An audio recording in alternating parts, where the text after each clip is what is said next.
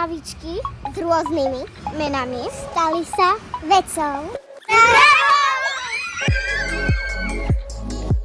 Jeden tebe, jeden mne. Jeden tebe, jeden mne. Jeden tebe, jeden mne. Lavička, kde sa delí. A nie násoby. Takže najprv ráno.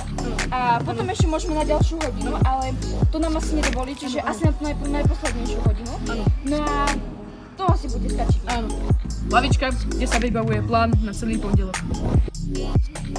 Toto je lavička geniálnych nápadov. Teraz sme múdri ako Albert Einstein.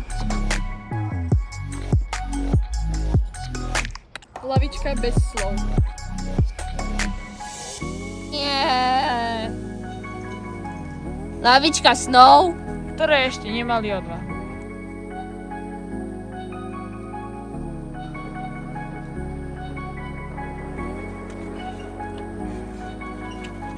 Lavička, kde sa tvári, že čítaš, ale len sleduješ, kto ide okolo.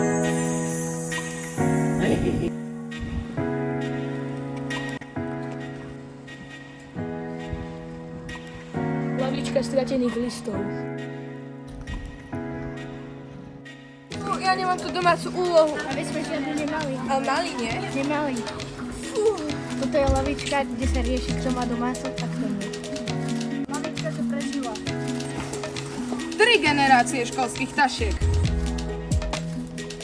Ty si bola. Ja, ty si začal. Jasné, ty si to bola. Videla, prestaň, ty si Stop!